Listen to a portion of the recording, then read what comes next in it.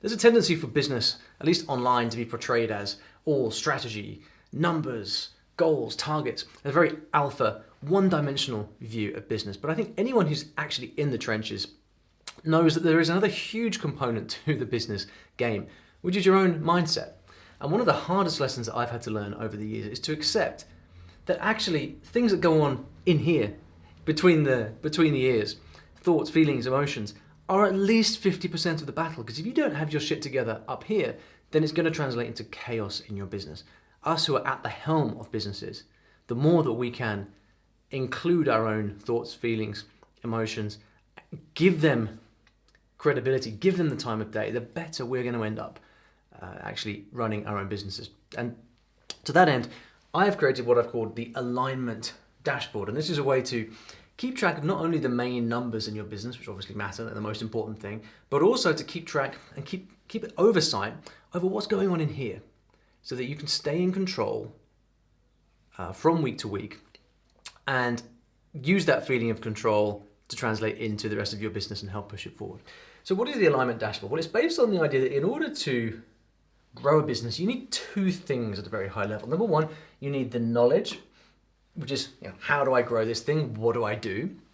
But you also need mental conditioning, because there may well be something that you can do right now to double your business, but if you don't have the strength of mind to actually do it, then you're not going to follow through. For example, let's say let's say there was a way guaranteed that you could take out $500,000 of debt, use that cash to grow the business by say 3 or 4 times, pay back the debt, and then be left with a bigger business afterwards. Lots of business activity functions in that way.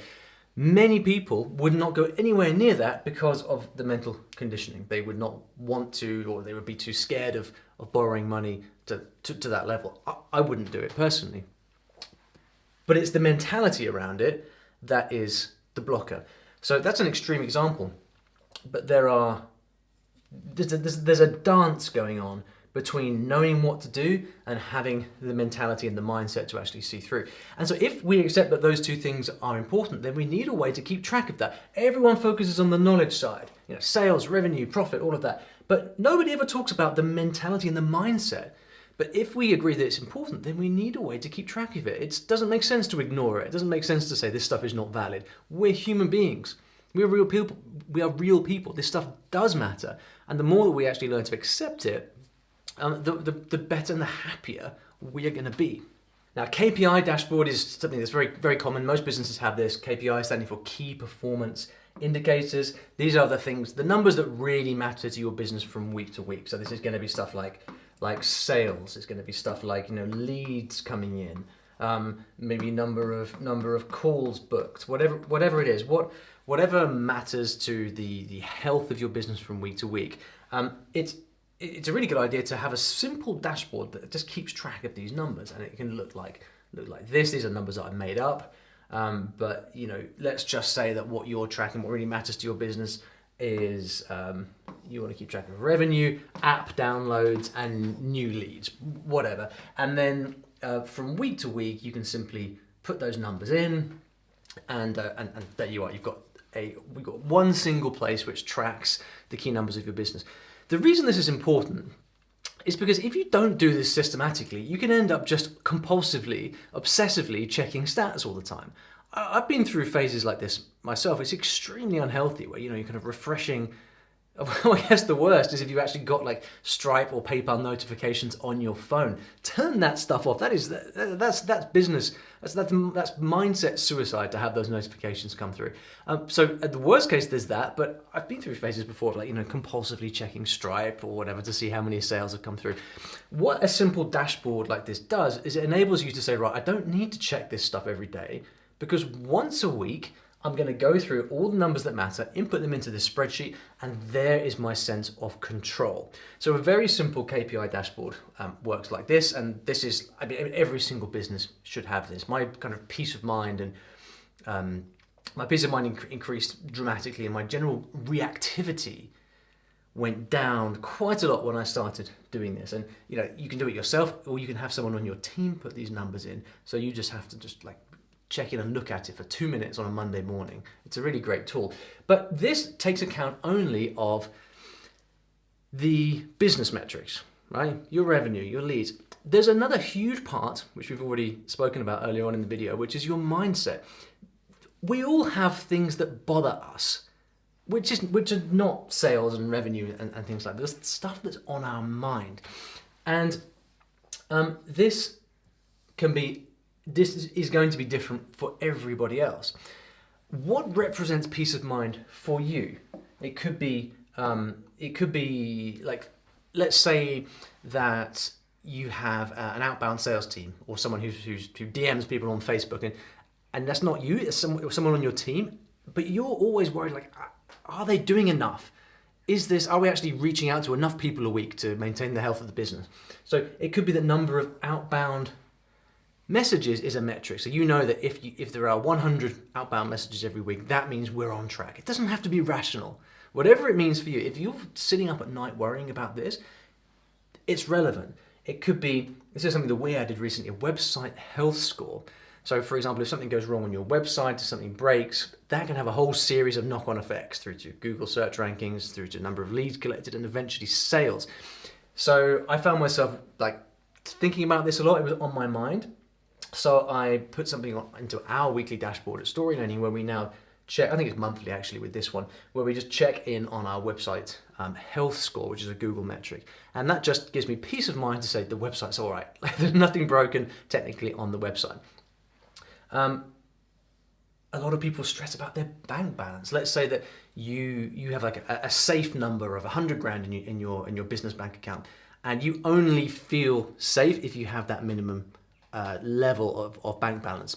And that's totally fine. Don't let anyone tell you that that's right or wrong. The important thing is that you know that. So it could be that the key thing for you is that you want to have at least 100 grand in your bank, in your business bank account at all times. And that could be the number that you check in on every week. Again, that will get you out of your online banking. You know, I've met people who are like checking their banking multiple times a day to see. And what that is really is an expression of insecurity or fear of risk. And so that compulsive checking, it's just like a way, an unconscious way to just check to feel safe.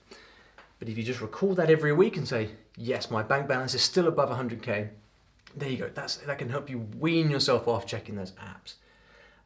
These are all kind of numbers here as well, but it doesn't have to be a number. Let's say that you have a team working on a new project and you're a kind of nervous manager type and you want to check that a project is on track. Well, what you don't want to be doing is WhatsApping people or sending people messages on Slack 10 times a day saying, are we on track? Are we on track? That's going to drive people crazy. It's terrible management. So what if instead you just have a simple check-in once a week that says, is the project on track? And then a traffic light system. So if the project is off track, it gets a red. If it's kind of like not great but okay, it gets a yellow. It would have been orange, but this board doesn't have the orange color. How weird is that? And if it is on track, which hopefully it is, then you get a green. So you can have the project lead just update the spreadsheet with a traffic light system once a week, and that tells you that everything is on track and you don't need to meddle, which means you can step back, go for a walk, do whatever you want to do with the peace of mind that the project is on track. Right? These are going to be different for you. They're going to be individual to you. These are just examples. But then you can end up with a dashboard like this. This shows a kind of combination of you've got some numbers. So let's say leads matter to you. You can record those in number terms. But then let's say that you want to keep track of promotions, and here you're using a traffic light system. So in 9th of January, what's happening here is the assets for your upcoming promotion are not done. So the project is not on track. It's got a red. This is like an early warning system, and to show you, okay, maybe now I need to dive in and fix this, which is cool because you've been warned. But the rest of the time, you get this peace of mind from seeing a whole sea of green. And I love projects where you just get a big sea of green all the time. Similarly with a health check, if you start to get these orange traffic light things here, it shows you that you might need to dive in and fix something. But the rest of the time, this is what represents peace of mind, these big swathes of green. So different ways of doing it.